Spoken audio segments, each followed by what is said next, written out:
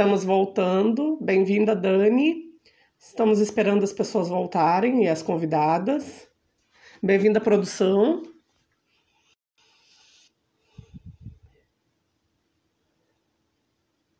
Vamos esperar os demais voltarem. Vocês estão escutando direitinho? Façam um sinal aí.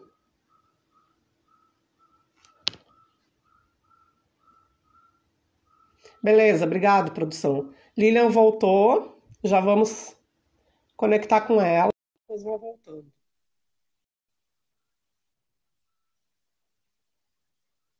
Bem-vindo, Ilas, de volta. Oi, tá me ouvindo direitinho? Ótimo. Voltando, então. Então, por que que eu vim falar da minha tese? E aí dizendo por que que essa tese é uma tese que, apesar de deles julgarem ter qualidade para ir para uma avaliação da CAPES, um concurso da CAPES, não pode ser aprovada. Porque a CAPES tem nós da academia, e aí nós nos inserimos, porque esse é o nosso lugar de fala, tem uma estrutura, né? Eu preciso de uma teoria, eu preciso articular dentro de uma proposta de introdução, desenvolvimento e conclusão, que é uma perspectiva de construção de conhecimento eurocentrada. E aí nós sabemos disso. Por isso é tão importante esse movimento de decoloniar, né, o pensamento. Tá? Uhum. É soltar mesmo essas amarras que ainda nos prendem e nos fazem refém dessa produção de conhecimento que precisa seguir moldes fixos. Então, o que que eu fiz? Um dia, eu estava na aldeia em uma festividade e era momento da cantoria, e a Maricota chegou e disse assim: o que que a minha filha olha tanto? Aí eu disse assim, aí eu fiquei assim, eu não sabia dizer o que que eu estava refletindo naquele momento. E ela disse para mim o seguinte: Fia, é assim, ó, aprende a anotar aí no teu caderno. Como tu Que tá ótimo. vendo, Que maravilhoso isso.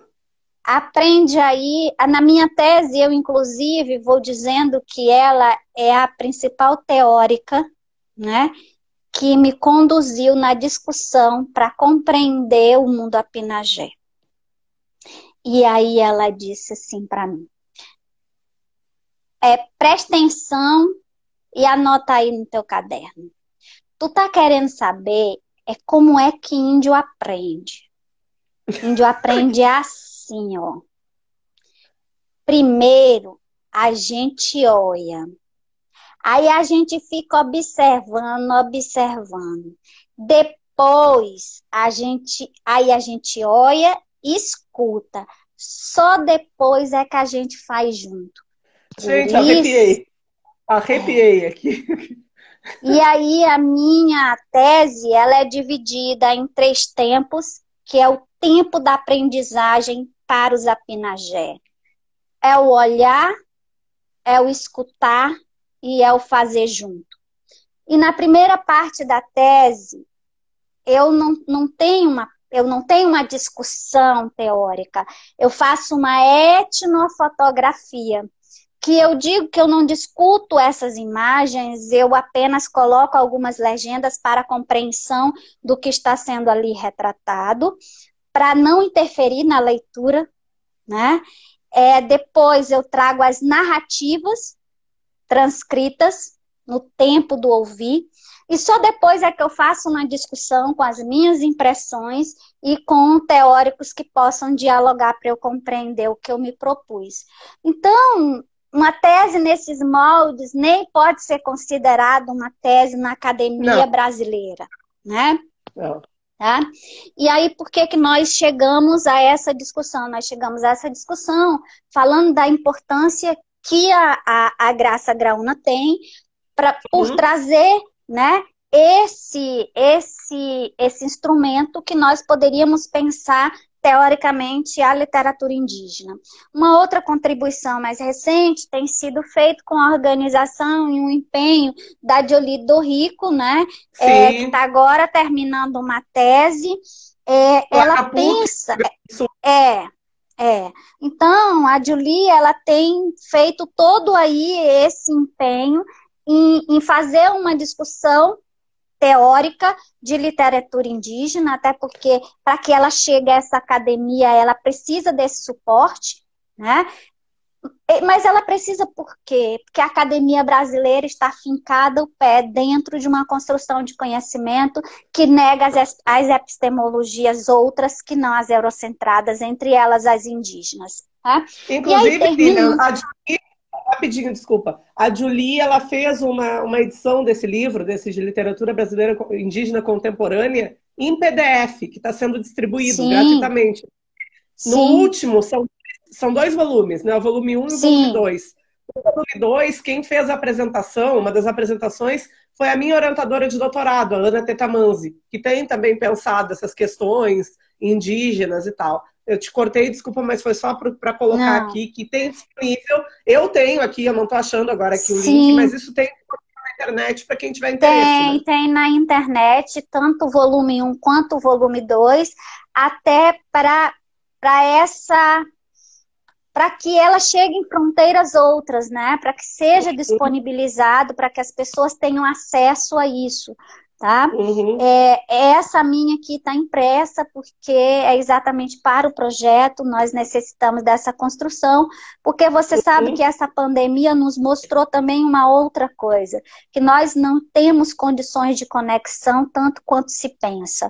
Não temos por exatamente. qualidade de conexão no Brasil, não temos porque as pessoas, a grande massa do Brasil não tem a esse acesso de dados de internet como se pensava. Por isso, tantas instituições públicas do Brasil pararam nessa pandemia, por total inviabilidade de continuar por falta de Uhum, acesso dos seus alunos, né?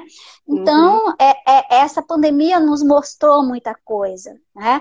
As sim. pessoas tendem a dizer assim, as pessoas vão sair transformadas. Não, Não, as pessoas vão sair iguaizinhas, né?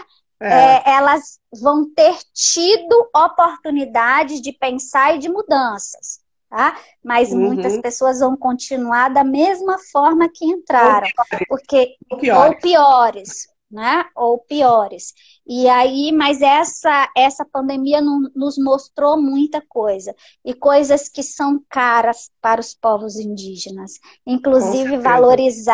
valorizar o tempo, valorizar a calma, valorizar essa necessidade de ruminação, né, das coisas. E aí, para encerrar a minha fala, eu vou encerrar com um poema da Eliane Potiguara, que reflete muito bem as tantas lutas travadas, quer seja por mulheres indígenas e por tantas outras mulheres, Brasil e mundo afora, né?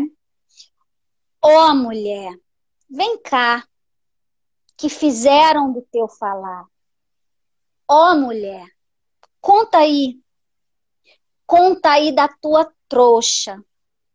Fala das barras sujas, dos teus calos na mão. O que te faz viver, mulher? Bota aí teu armamento. Diz aí o que te faz calar. Ah, mulher, mulher enganada. Quem diria que tu sabias falar? Estão Que falando maravilha. e tomara que essas vozes ganhem cada vez e cada vez mais ressoares, né? Que nos E que a gente cada fortalecemos. vez menos precise falar, né? Que a gente cada vez Sim, menos precise estar com mediadores, né? Porque a exatamente, gente quer que essas vozes nos sufoquem no bom sentido, né, Lilian? com certeza. Malren, querida, um grande prazer, estou sempre à disposição, tá? Muito obrigada. Foi um grande prazer, um grande aprendizado, uma grande aula para todos nós, né? Eu te convido a ficar, porque agora a gente vai escutar aqui a experiência da Jerusa, que também é Tá muito jóia, interessante. Muito tá obrigada. jóia. Beijo Até amanhã. grande, tá jóia. Vou fechar aqui. Ah, tá, já saiu. Jerusa, minha querida, vou te chamar.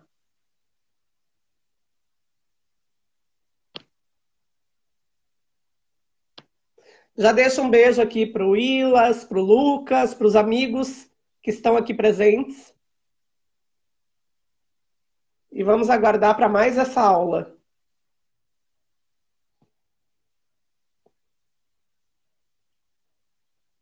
Jerusa, cadê você?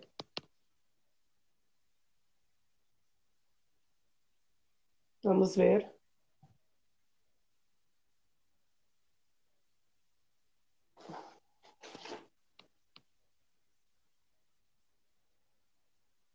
Vamos ver aqui. Jerusa, me chame você aí, porque aqui eu não consegui. Chama aí, por favor. Muito obrigada a todos que estão aqui, permanecem com a gente.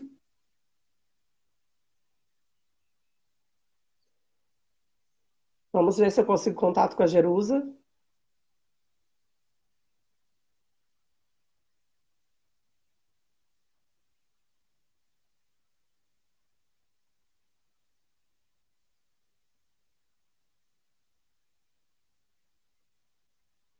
Obrigada, Cátria. E provavelmente vou me atrasar lá para o nosso curso. Olá! Boa Oi, tarde. tá me ouvindo? Boa Estou te tarde. ouvindo. Tá dando um eco aí, eu não sei se é aqui ou aí. Eu tô com fone, não sei também. Eu também, mas enfim. Deixa eu ver seu volume, se eu baixar um pouquinho aqui. Um pouquinho. Tá me ouvindo bem? Tô ouvindo, tô ouvindo. O eco continua, mas vamos embora. Deixa eu ver se eu tirando o fone.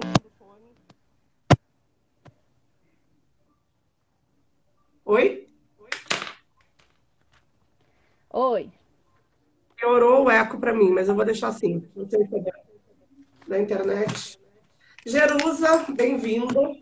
Obrigada. Muito obrigada por ter aceito, né, participar aqui comigo nessa live. E como eu fiz com a Lilian, eu vou pedir para tu te apresentar, né? E falar aí um pouquinho da tua trajetória. Então, eu quero agradecer o convite. É, é uma honra estar aqui nesse espaço, tô nervosa. Minha primeira Fica não, live, tranquilo. mas Ah, foi comigo? Tá imaginando comigo? Que é. lindo! Então, minha primeira live, então eu tô um pouco nervosa, assim. Fica Enfim, tranquilo. então, eu sou Jerusa, óbvio, eu já, eu já atuo nos movimentos sociais desde 2003, quando eu era estudante secundarista. Posteriormente, eu ingresso na universidade em Valença, por isso fui vizinha de Ricardo, ele está aí dizendo minha eterna vizinha. É, na universidade eu também vou militando, mas eu só encontro os povos indígenas em 2014 a partir de um trabalho que eu vou fazer na Secretaria de Política para as Mulheres, a SPM Bahia, que era um trabalho com Uhum. as unidades móveis, um trabalho novo. A gente foi a primeira equipe a fazer esse tipo de trabalho aqui no estado da Bahia. E aí, esse trabalho, essas unidades móveis, que eram ônibus lilás, a gente chamava de ônibus lilás, eles percorriam toda a zona rural para atender essas mulheres que não tinham acesso aos dispositivos de proteção legal. Então, a gente ia nessas unidades móveis como acolhedora, psicóloga, assistente social e advogada, atender essas mulheres. Então, a gente, às vezes, chegava nas comunidades que ficavam a 50 quilômetros de distância do centro do município e também atendia nas comunidades quilombolas e indígenas. Então, esse foi aí em 2014 o meu primeiro contato com as comunidades indígenas, e Uhum. justamente para fazer esse trabalho de enfrentamento à violência contra a mulher. Isso foi muito mais, então, em relação ao teu trabalho do que propriamente a tua graduação, né? Porque tu te formou em Não, pedagogia pela UNEP. isso, não teve uma relação com minha graduação, não. Eu, na minha Uhum. graduação, eu investiguei uma outra coisa. E depois que aconteceu esse encontro de trabalho com pesquisa, né? Eu cheguei na comunidade, né? E aí eu já me tinha me reconhecido como feminista e com esse trabalho que era com mulheres, era perfeito, né? Então a gente chega lá, mas no primeiro momento a gente chega com aquele olhar da cidade, aquele olhar que não conhecia os aspectos regionais, os aspectos Sim. culturais de outros lugares, né? E aí, graças a Deus, a gente e minha equipe, a gente sempre parava para escutar as pessoas do lugar, para observar, até esse processo de dialogar com as mulheres vítimas de violência, esse olhar, esse ouvir, mais do que falar, ajuda muito, porque as mulheres nem sempre elas querem falar, aliás, quase nunca elas querem falar E é o mais sobre essas difícil pra situações gente, de né? violência, isso, para desconhecido, Pra gente, né? pra gente que faz Para desconhecido. trabalhos, eu acho que o mais difícil, e é o que a gente precisa fazer, é esse exercício da escuta, né? Com esses sujeitos Uhum, que... E quando eu sim, falo sim. em violência, eu lembrei do laboratório que eu faço parte lá no México, que é o Laboratório Nacional de Materiais Orais, e há 3 anos eu e o Ricardo estivemos lá para um congresso, e eles nos mostraram todo o espaço, que é um espaço de ponta. É o nosso sonho, né? Com computadores Macintosh, televisões, eles têm o LAN móvel, que eles saem viajando no México, conversando com as comunidades, ali já tem câmeras, já tudo de última geração para gravar. E aí eles nos mostraram, olha, aqui ficam os registros de violência contra as mulheres, mas esse aqui só se pode pesquisar dentro do laboratório, porque não é disponibilizado na internet, por questão de Uhum, respeito, né? Então, o próprio sim, sim. pedido aí mostra o respeito também, a escuta e o respeito que a gente tem que ter com esses sujeitos, né? Com certeza. Porque quando a gente vai dialogar sobre violência doméstica e a gente encontra uma mulher em situação de violência, seja ela física, moral, emocional, psicológica, qualquer desses 5 tipos que a Lei Maria da Penha prevê, a gente, de qualquer sorte, a gente está entrando ali na vida da pessoa, no coração da pessoa, entrando em lugares que precisa de ter muita sensibilidade, né? Então, esse processo de a gente parar um pouco, escutar e ouvir, não necessariamente levar a nossa verdade, levar a nossa visão de mundo, é o que ajuda, facilita bastante nesse processo de trazer a mulher para a gente, de pegar na mão dela, de ela deixar que a gente pegue na mão dela e caminhar rumo à superação desse tipo de ciclo. Uhum. Sim. E o teu contato foi especificamente com quais comunidades indígenas? Foi Então, nesse espaço aqui de inicialmente, Valença? Como é que foi? Fala um pouquinho mais aí. não, a gente rodava a minha unidade, eram 2 unidades aqui na Bahia. A minha unidade, ela rodava o sul e o extremo sul do estado, o baixo sul também. E aí eu visitei uma comunidade, Pataxó, foi a primeira comunidade que eu fui, foi Pataxó. Ela fica a 150 quilômetros de distância da sede do município ao qual ela pertence, que é Porto Seguro. Foi a comunidade, a aldeia Barra Velha. E aí Uhum. lá a gente se deparou com diversas situações de violência e que muitas vezes as mulheres aproveitaram essa presença institucional, essa presença do Estado, para poder reclamar do cacique, que o cacique também não tomava a providência necessária, né? E aí existem Uhum. vários dilemas quando se fala de violência contra a mulher indígena, existem vários dilemas comunitários para quem que recorre. Naquela época, por exemplo, 2014, existiam vários dilemas. Vai recorrer para quem? Os próprios aparelhos legais que existiam na época, eles não estavam preparados. Agora, eles estão um pouquinho mais preparados. Não vou dizer que estão preparados, mas eles não estavam preparados. Então, às vezes, a mulher recorria, quando a mulher pegava mesmo coragem, às vezes ia para uma delegacia, ia para um outro espaço, e chegando lá, de volta para o seu cacique, vai conversar com o seu cacique. E aí, às vezes, o cacique não conseguia resolver aquela situação, às vezes eu também não queria, viu? Eu acho que é uma Às vezes eu relação também assim não queria resolver. do ancestral com o contemporâneo, né, Jerusa? Porque se pensar de como essas comunidades eram vistas, e há uns anos atrás, como era normal essa coisa de, por exemplo, a mulher indígena ser objeto de vários homens e não poder reclamar sobre isso, e aí a gente chega num período em que, bom, já tem a lei, já tem aí as lutas, e ela pode também colocar e brigar e se impor, né? Então, eu acho que é uma coisa Essa do questão contemporâneo delicada. com o ancestral. Essa coisa da mulher ser objeto de vários homens, a gente pode falar de 1500, né? Isso Sim, aí, esses problemas todos, eles são trazidos assim que as caravelas apontaram lá no meio do mar, sim. né? Então, o contato com o colonizador acabou bastante com diversas estruturas sociais que existiam nas comunidades indígenas. Então, essas mazelas todas, das quais padecem hoje as mulheres indígenas, vieram fruto desse contato com os colonizadores, né? Essa sociedade nacional, essas pessoas não indígenas. Uhum. Tem um teórico até da letras, que eu não lembro agora bem o nome, mas num dos textos que eu li que ele dizia assim: ah, pois é, os portugueses eles foram bonzinhos, eles até se deitaram com as índias. Ridículo, Assim, né? sabe?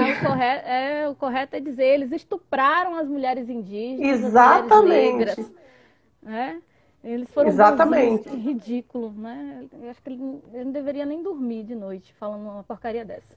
Mas, enfim, então, é, a partir desse contato com os colonizadores, né, as comunidades indígenas só vão sofrendo essas transformações e as mulheres passam, sim, a padecer dos mesmos males que a sociedade não indígena padece.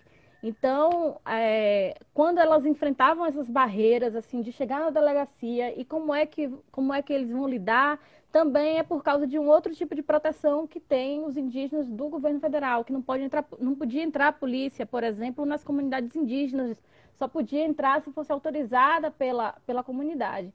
E aí, autorizar Uhum. a PM a entrar, ou qualquer outro tipo de polícia numa comunidade dessa, é muito complicado, porque a gente sabe Uhum. também do histórico de violência praticado pelo Estado, usando Sim. essas forças de segurança dentro dessas comunidades. Então, eram diversos dilemas. Mas essa situação, ela já tem sido mudada, alterada, mais para frente a gente pode Uhum. falar. Sim, aí em 2014, né, eu fui lá e aí eu percebi que na comunidade indígena existia uma outra forma de dialogar sobre violência. Na verdade, as mulheres indígenas tinham outros olhares sobre violência doméstica e aí eu me propus a pesquisar qual era esse olhar das mulheres indígenas sobre violência doméstica. E aí eu tentei ir para essa comunidade e eu passei 7 meses tentando quase uma gestação completa, tentando entrar nessa comunidade.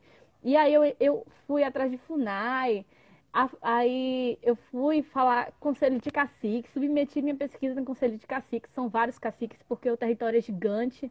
E a FUNAI levou minha pesquisa e tal, e eu recebi não, e depois eu recebi não de novo, mas eu sou taurina teimosa, e lá vai eu de novo. Aí teve uma hora que eu falei assim, não, tá bom, Deus. Eu não vou insistir porque eu preciso tocar. Eu já estou 7 meses aqui parada com a pesquisa e eu preciso tocar. E aí nisso, a Superintendência de Assuntos Indígenas do município de Porto Seguro, Juari, na época era o superintendente, Juari Pataxó, ele, ele disse, ele quis me levar em outras comunidades, ele me levou, ele me apresentou, ele me ajudou muito nesse processo. E aí foi que ele disse, olha, tem uma comunidade aqui que é a aldeia Joerana. E ela lá tem um índice alto de violência doméstica, mas também tem a força da cacique, da Uhum. cacica.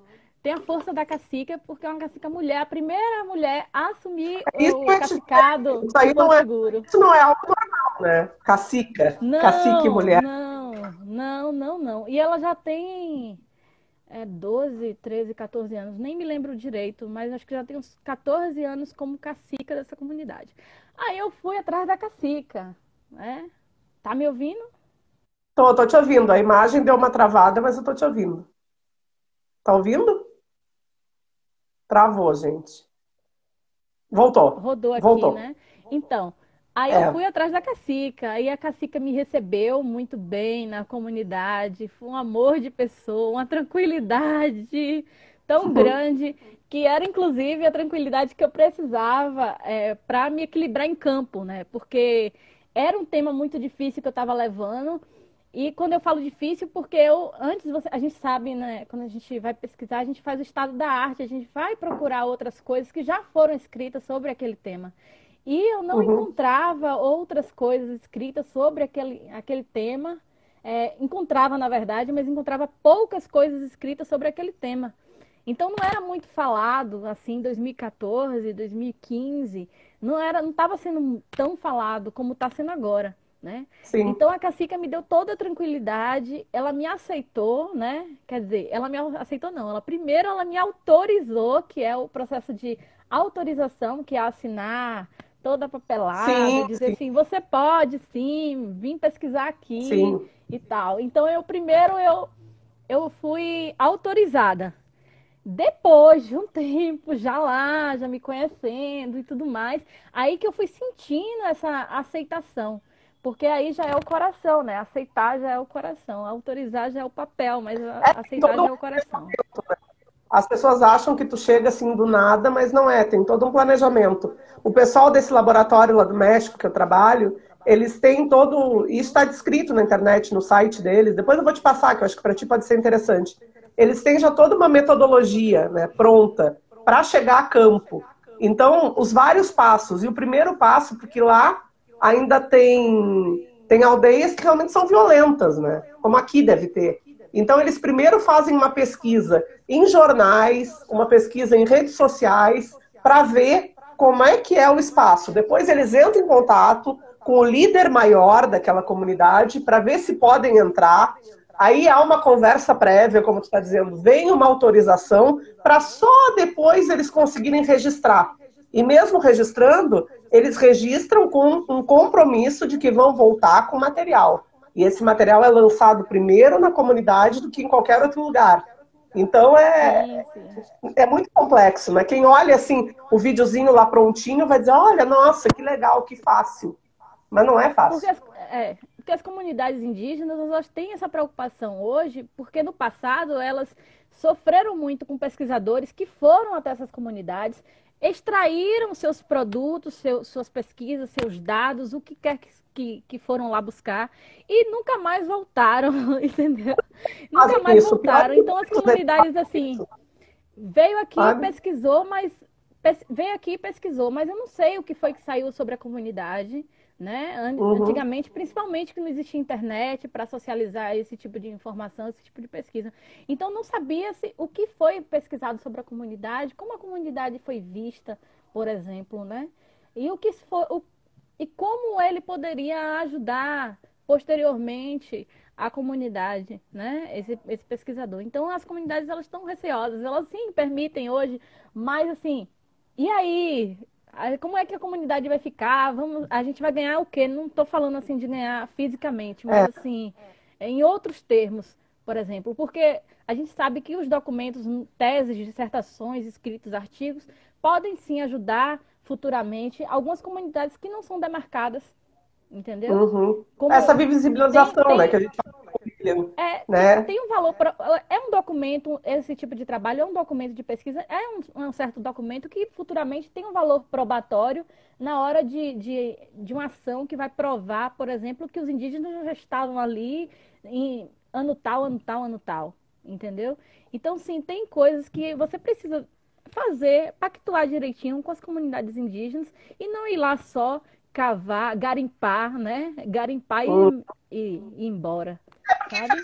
Muitas pessoas ainda fazem isso, né, na academia, de usarem, né, de não se ver como mediadores, mas se ver tomando a voz dessas pessoas, levando, não dando nenhum resultado, e a gente tem que ter esse compromisso de parceria, né, de saber que nós somos parceiros, nós não estamos ali para falar por ninguém, né? Exatamente, exatamente.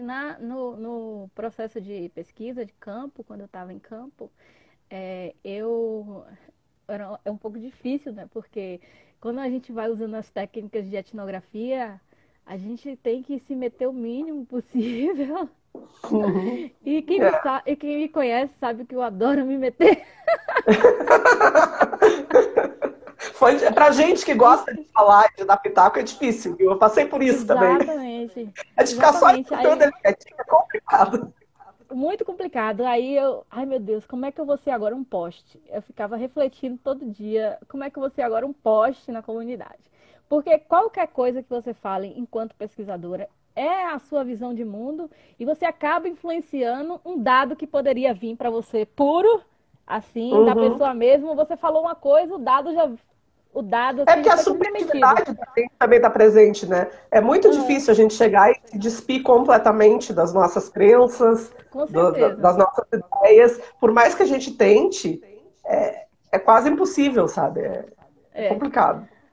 Aí na época eu falei assim, não, então tá, eu vou. Aí eu ficava bem assim, caladinha o máximo possível na comunidade, ouvia bastante, que era bem importante esse processo de escuta, como eu falei anteriormente, e também tudo que a liderança queria fazer com ou as mulheres indígenas ou o pessoal da comunidade, eu estava ali sempre no apoio, sabe? Meu papel de apoiar ali. Então a gente foi, junto com a Secretaria de Assuntos Indígenas, a Superintendência de Porto Seguro, na verdade, a gente foi, submeteu edital para fazer encontro, para fazer atividade.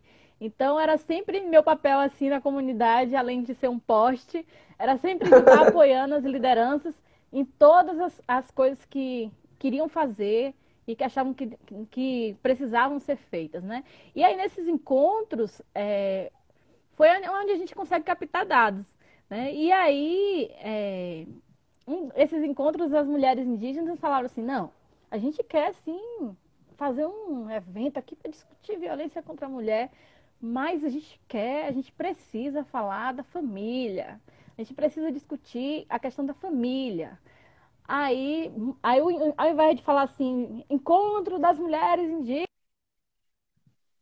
Travou de novo. sabe o que? Tecnologias. Voltou. Deu uma travadinha e voltou. Voltei. Sabe o que foi? Foi o despertador, porque dizendo que eu tenho que comer agora. Ah, Que eu tô de dieta e eu tenho horário para comer. Sim, aí voltando, aí ao invés de fazer encontro assim, encontro das mulheres indígenas sobre não sei o quê, aí falava encontro das famílias Pataxó. Por quê? Muito sabiamente, as mulheres indígenas, mudando o nome do evento, conseguia atrair as famílias e, quando fala família, o principal era atrair os homens, né? Os homens. uhum. Foi aí que eu fui percebendo onde as mulheres indígenas queriam chegar, até porque em alguns momentos elas já chegaram a dizer assim, nós já sabe disso aí tudo. Tudo que está na lei a gente já sabe. Agora vocês têm que chamar os homens para conversar. Ai, meu Deus, que fantástico, que tapa na cara, É assim. genial. Fantástico, fantástico. Aí a gente foi entendendo e mudando o nome do evento, ao invés de falar mulheres indígenas, a gente famílias, elas colocavam lá famílias. A gente, quando eu falo, é a secretaria, Sim. tinha também a coordenação territorial, que eu esqueci o nome agora, a sigla, a coordenação territorial, que todo território tem sua coordenação, mas esqueci o nome da sigla de lá. Então a gente ia fazendo, e aí os homens iam chegando. Às vezes chegava no assunto, os homens davam uma fugida, assim. Mas pelo menos eles já chegaram alguns e permaneciam, tinham vergonha de sair, assim, né? E conseguiam ouvir. E a ideia das mulheres indígenas era que essas pessoas, esses homens, eles ouvissem e conseguissem alterar de alguma forma um pouco desse posicionamento deles, eles conseguissem ficar sensibilizados e alterassem essa postura violenta em relação às suas companheiras, né? Então eram estratégias assim fantásticas traçadas pelas mulheres indígenas e que eu aprendi muito. Eu fui lá e só aprendi assim Não, mas é bastante. assim, eu acho que essas pesquisas de campo são isso, né? A gente acaba chegando, querendo, muitas vezes querendo ensinar, e a gente mais aprende do que ensina, né? Uhum, Eu digo assim, querendo exatamente. ensinar, no sentido que, por exemplo, nós que somos professoras, a gente tem isso meio que dentro da gente. A gente já disse que é difícil se despir da subjetividade, que é difícil ficar quieta, né? Do jeito que somos nós duas. Eu, Libriana, e tu, Taurina, mas é difícil ficar quieta. A gente quer meter o bedelho, quer dar pitaco. E a gente acaba saindo, e eu não sei se isso acontecia contigo, devia acontecer, mas eu, quando ia para a comunidade lá em Porto Alegre, que era periférica, é diferente, não era uma comunidade indígena, mas enfim, eu chegava lá muitas vezes, assim, nossa, eu tô cansada, final da semana, sexta-feira, ai, eu não aguento mais, eu não quero ir para campo hoje. De repente chegava lá e via as realidades deles e dizia assim, porra, o que eu tô reclamando da minha vida? Eu tô reclamando de barriga cheia. E eu acho que isso é um aprendizado imenso pra gente. Até a Aline Andrade aqui está dizendo que essas pesquisas de campo são verdadeiros espaços de praxis. E eu acho que são isso mesmo, né? E às vezes a gente toma uns tapas na cara, diz assim, olha, toma, né? Toma descabida. Acorda. Acorda, sem vergonha. Então, aí eu fiquei um tempão, assim, só caminhando. Um poste não costuma caminhar, ele costuma ficar parado, né? Mas era um poste andante, assim. Eu ficava andando, assim, pegava a bicicleta de alguém emprestada, ia caminhar pela aldeia, ia pedalar pela aldeia, pra casa dos outros, ficar olhando a vida dos outros lá, né? Aí eu ia pra farinheira, aí eu ia descobrir onde é que essas mulheres estavam. Aí eu ia pra farinheira, aí eu dizia assim, me ensina a fazer farinha, mas eu não tenho muita habilidade, queimava a mão. Aí eu ia para todos os espaços que elas estavam, às vezes à noite eu ia para aula também, às vezes tinha aula de Pachorrã, que é a língua dos Pataxó.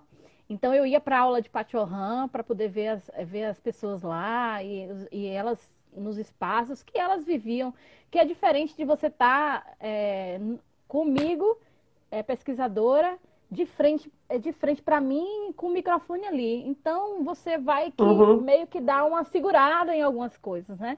E quando você está no seu espaço, você vai mais tranquila, você vai falando mais fluentemente, você vai conhecendo mais a pessoa quando ela está nesses espaços, diferente de ela, olha aqui, toma aqui o microfone, fala aí, o que você acha disso, disso e daquilo. Entendeu? Então, eu fui para a igreja também. Eu fui para a igreja, eu frequentava o culto. Então, assim. Essa questão é bem curiosa, né? Se a gente pensar nos indígenas e na cultura indígena, a questão do culto ter chegado, né? Mas a gente sabe por que chegou e através de que, né? Não precisa também ficar falando, enfim. Que essa questão eu não costumo não frequento igreja nenhuma, nem nada. Não frequento nada, né? Porém, como as mulheres indígenas estavam lá, nesse espaço, e que era muito importante para elas a questão da igreja, inclusive essa comunidade tem tinha duas igrejas, agora acho que tem 3 igrejas dentro dela, então eu precisava frequentar também esse espaço para ver como essas mulheres manifestavam essa fé também, né? Então eu frequentava a igreja com elas. Na verdade, eu frequentava uma dessas igrejas, porque as interlocutoras, as mulheres que eu mais conversava, estavam dentro dessa igreja e não na outra. Então, eu acabava frequentando também. Então, era farinheira, era igreja, era as reuniões, os eventos. Eu já fui para retomada, que foi um momento muito bonito também, quando eu já estava fechando a pesquisa. Teve uma reintegração de posse em uma das comunidades e seriam cerca de 500 e 600 famílias expulsas de suas terras, assim. E aí eu fui para essa retomada em uma outra aldeia, mas aí eu fui com a aldeia que eu estava pesquisando e eu fui lá e foi muito bonito. Foi um dia muito forte, marcante para o povo Pataxó, porque eles conseguiram que barrasse essa reintegração de posse e foi vitoriosa a ação para essas 500 famílias, pelo menos naquele momento, porque a gente sabe que os colonizadores atuais, eles não dão trégua, né? Eles estão sempre ali querendo expulsar as comunidades indígenas de suas terras, não, entendeu? Então, eles não dão trégua. Inclusive, tem a Candara Pataxó, não sei se ela está aí ou não. Candara Pataxó é uma grande liderança indígena lá de Porto Seguro e de Cabralha, dos 2 municípios, que os 2 municípios são bem coladinhos. Ela diz, numa entrevista que ela fez, que eu fiz com ela diz que a questão da terra, Oi. Jerusa? Oi? Tô ouvindo. Porque eu estava rodando aqui. Ela disse não, que a aqui questão não. da terra, esse roubo da terra, das terras indígenas, é uma das grandes violências cometidas contra as mulheres indígenas. Porque vocês, quando roubam a terra, e a gente fala realmente de vou falar mesmo, roubar. Quando Uhum. os colonizadores novos e antigos roubam as terras dos povos indígenas, eles tiram dali a sustentabilidade, o direito dessas comunidades, dessas mulheres indígenas viverem tranquilamente e criarem suas crianças tranquilamente dentro dessas terras, né? Então Uhum. ela considera uma das grandes violências essa questão do roubo das terras, né? Dos esbulhos e tudo mais. Então, assim, foram assim, eu fui frequentando esses espaços e também frequentar esses espaços me alçou ao posto, digamos assim, de aliada da causa indígena. Por quê? Uhum. Eu tenho minha trajetória que eu falei mais cedo de militância desde 2003, quando eu era secundarista. Mas eu cheguei em Porto Seguro, ninguém conhecia minha trajetória de militância. Sim, Então é como se você estivesse construindo do zero e exato. eu tive que construir um caminho também que eu estava quando eu cheguei, eu estava assim, ó, colada com a institucionalidade do governo do estado, né? Só que eu não pertencia mais a essa institucionalidade do governo do estado. Então agora eu queria seguir o meu caminho de pesquisadora, né? Meu Sim. caminho de E ser pesquisadora. conhecida E aí, por isso, né? E não só vinculada ao governo do Estado. isso, aí, exato, porque você tem cobranças do governo do estado que eu não tenho como responder, nem sou mais do governo do estado. Então, não tenho mais como responder. Então, assim, o fato de estar participando dessas lutas das mulheres indígenas e das comunidades indígenas como um todo, foi o que também facilitou de verem que eu estou ali presente no cotidiano. E continuo, né? Porque eu terminei minha pesquisa em 2017 e ainda estou lá, assim, não, às vezes não fisicamente, mas digamos Mas a que relação, depois que ela se alma, estabelece, ela não termina é, assim tão fácil, né? não termina, não termina de jeito nenhum. Sim, Eu fiquei aí, pensando. Desculpa, continua, depois eu falo. Pode não, continuar. pode falar porque eu ia Não, eu começar fiquei outra pensando coisa. numa coisa que, claro, a tendência pra gente, que é da letras, a gente procura fazer relações, né? Eu fiquei pensando, Jerusa, na questão da língua, né? Porque a gente sabe que, tanto para os povos africanos quanto para os indígenas, a língua ela é um instrumento de poder, né? Aí tu falou que eles iam para a aula, né? Daquela língua que é a língua que eles falam. Como é que é a relação deles com o português? Porque, por exemplo, eu te pergunto isso, porque quando eu fazia doutorado, tinha um aluno indígena que tinha entrado pelas cotas, tá? E que foi ser tutoriado pela minha orientadora, porque diziam que a minha orientadora gostava de programa de índio, mas abafa, né? Porque ela trabalhava dentro da universidade com essas questões, então era aquela ironia, né? Gosta de programa de índio, né? Para desmerecer um trabalho. Mas, enfim, ele chegou, ele estava fazendo letras, não conseguiu concluir, porque ele disse da dificuldade para ele que era a compreensão da língua. Mas que, por outro lado, ele estava ali em função da língua, a língua do Juruá, segundo ele, ser um instrumento de poder. É o meu instrumento de poder para lutar pelas minhas causas. Então, eu preciso dominar essa língua para chegar onde eu quero. Como é que é essa relação? Como é que foi? Como é que tu enxerga essa relação nas comunidades que tu estudasse? Na verdade, com os pataxó acontece da seguinte forma. E aí a gente volta lá para 1500. A gente sabe que existia em 1500 um grande contingente de povos indígenas aqui e que foi reduzido a menos de 1 milhão, ou, de acordo com o último censo, é menos de 1 milhão. E dessas línguas também, que existiam muitas, milhares de línguas, a gente também teve uma redução para 274 línguas, né? Uhum. Então, o caso dos pataxó é um caso também de apagamento da língua para apagar o povo, né? Então, assim, os pataxó, eles estão nesse processo de revitalização da língua deles, que é o pachorrã, né? Então, Uhum. foi feito um trabalho de pesquisa que eu acho que iniciou em 2010. Eu não tenho exatamente, não posso falar exatamente, porque eu não, realmente não lembro, mas está no meu trabalho, eu acho que eu trago isso.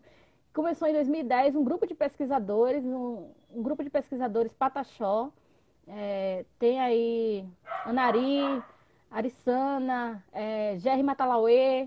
Eles vão se reunir e buscar dos mais velhos algumas palavras que ficaram ali só com aquelas bibliotecas, né, que são os mais velhos. E aí eles vão buscar essa revitalização da língua pataxó, né? A Anari Pataxó, ela inclusive, ela faz doutorado no Museu Nacional e a pesquisa dela é também sobre isso. né, sobre esse processo de revitalização. Por quê? Em 1951, os Pataxó eles sofreram um ataque, eles sofreram um grande ataque chamado Fogo de 51.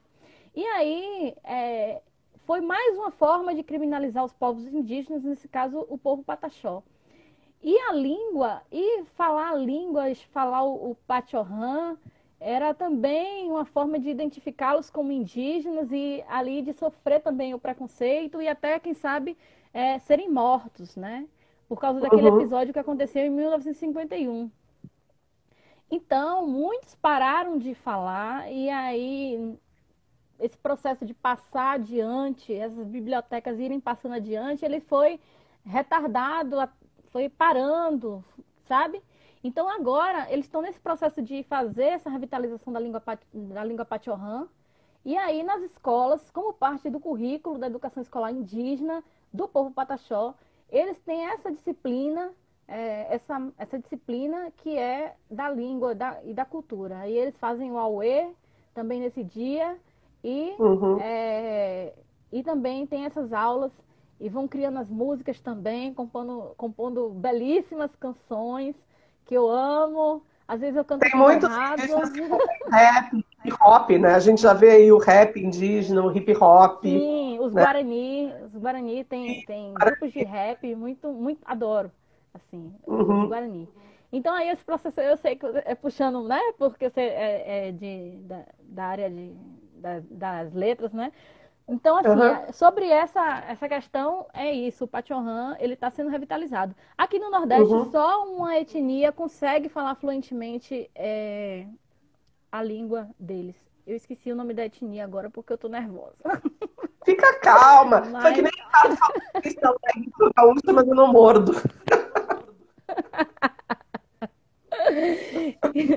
Então, pronto. Sim, aí o que eu queria falar... Eu não sei nem quanto tempo a gente tem, não sei. O que eu queria falar mesmo era... Ai, meu Deus, tem 15 só? Peraí. Não, então, você pode voltar mais uns 10, porque eu roubei 10 minutos de ti. Não tem problema. Tá bom, é porque eu vou falando, depois eu às vezes perco. Como eu passei 10 minutos com a Lilian, a gente pode encerrar e voltar, não tem problema.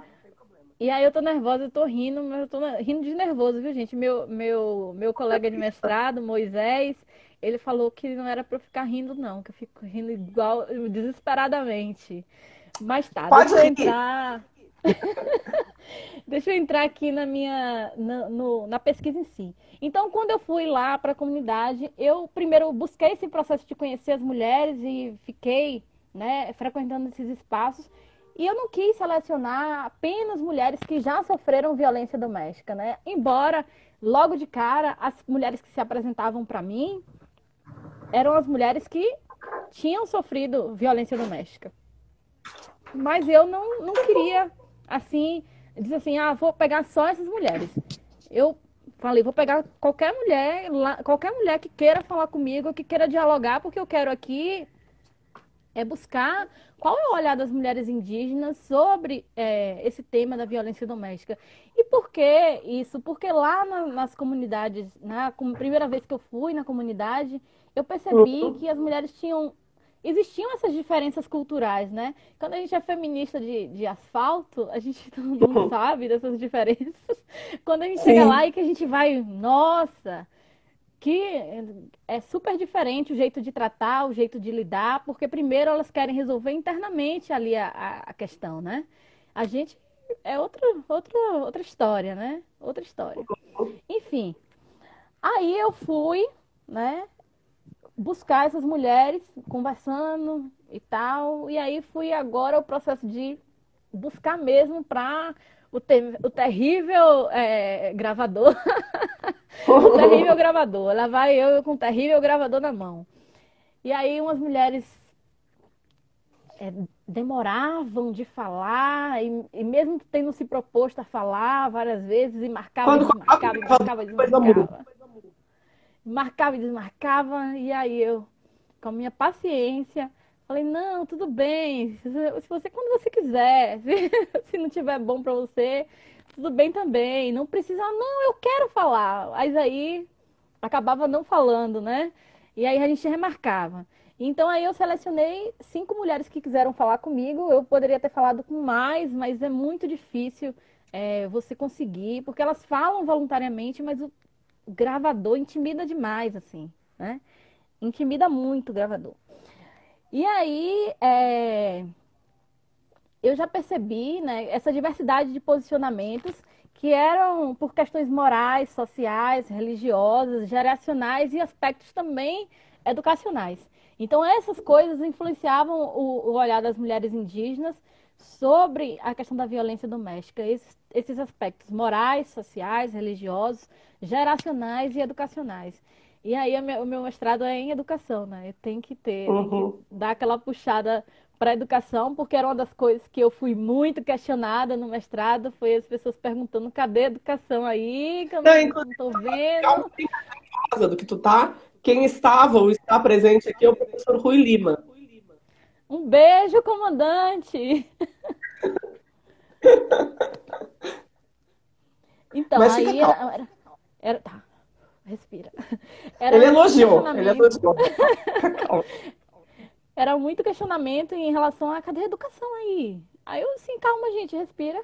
Porque aí já aproveitando a presença do professor Rui, que foi meu professor na universidade, no meu curso de pedagogia, a gente aprende que não existe só a educação formal. E às vezes as pessoas ficam detidas nesse processo de que só existe a educação formal. Mas não, existe a educação não formal e também a educação informal, né? Então, então a gente vai aprendendo, a gente vai na comunidade, o que mais existe é a educação informal, né?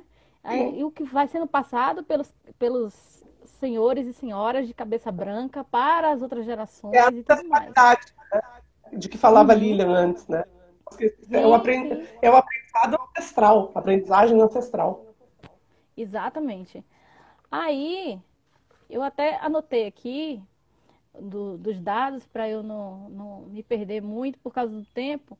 Então, assim, nenhuma mulher das 5 que eu trabalhei, que eu entrevistei, nenhuma mulher admitiu ter sofrido violência doméstica, né?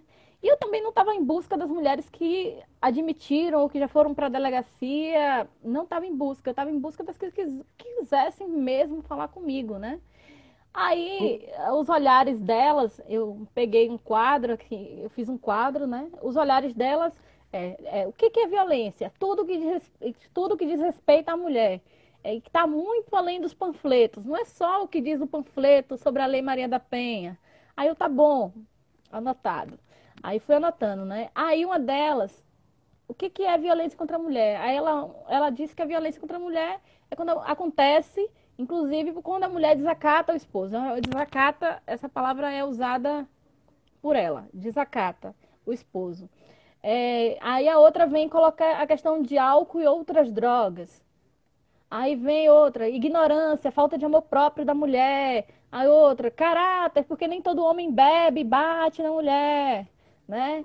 Aí vem coisa do inimigo também, que é já uma visão, uma influência religiosa, né? Coisa do inimigo. Elas não admitiram que sofreram violência doméstica, mas quando elas conversavam comigo, com entrevistas de 40, 50 minutos, 1h30, quando já ficavam à vontade com o gravador depois de um bom tempo, aí a gente vai percebendo, no meu caso, que eu estava querendo fazer esse confronto com a Lei Maria da Penha, aí a gente vai percebendo, eu, pesquisadora, fui percebendo, né, que sim, que elas estavam sofrendo sim violência doméstica, elas apenas não enquadravam nesses como violência doméstica. Mas até por vergonha, a gente sabe que quando a mulher sofre violência doméstica, ela tem muita vergonha. E por isso até que no passado as mulheres não denunciavam tanto por vergonha, né? Se a gente for olhar aí, a gente no passado aí, nossas mães, avós, sempre tiveram alguma vizinha que gritava porque apanhava dentro de casa, mas não denunciava porque o casamento era como uma instituição indissolúvel, né? O casamento era uma instituição indissolúvel e também a vergonha da vizinhança da mulher separada ou a vergonha de admitir que apanhava do parceiro, por aí vai, né? Então, elas acabavam não admitindo por vergonha também. E essa questão do casamento indissolúvel também é presente em duas das minhas interlocutoras. Tanto que elas reconhecem que a situação não é muito legal, mas uma das estratégias que uma delas usa é ganhar o marido para Cristo, e a outra diz que admite uma separação, mas uma separação de corpos apenas, não uma separação efetiva, entendeu? Sim, Entendi. aí a coisa é assim, aí elas não admitiram, mas assim, aí eu fiz um resuminho aqui, algumas delas, o marido impedia de tomar a pílula anticoncepcional, que se for analisar à luz da Lei Maria da Penha, é uma violência sexual, porque você está querendo interferir no corpo do outro, né? A Lei Maria da Penha enquadraria isso como violência sexual. A outra, o marido impedia de voltar à escola, e era um desejo dela de voltar à escola. E ele dizia aí ele impedia, entre aspas, ele não dizia assim, vou trancar a porta para você não ir. Mas, ao mesmo tempo, ele ficava, você já está nessa idade, você vai aprender mais o quê? Sabe? Você vai aprender mais o quê? Então, era um ataque à autoestima dela. E isso aí já seria, a gente já poderia enquadrar como violência psicológica, né? Uhum. E uma outra que já separada, ela sofria campanhas difamatórias do ex-marido, né? Então, inclusive em termos de alienação parental do sujeito falar mal dela para o filho. Então, essa campanha difamatória, a Lei Maria da Penha, enquadraria como violência moral, né? Então, a gente foi pescando essas coisas, e aí, apesar delas não admitirem, existem essas situações que elas viveram que poderiam sim ser enquadradas na Lei Maria da Penha, certo? Sim. Jerusa, eu vou encerrar e a gente volta, tá? Porque senão o Instagram vai nos derrubar, viu? A gente volta já já. Toma uma aguinha aí, rapidinho estamos de volta. Encerrando aqui.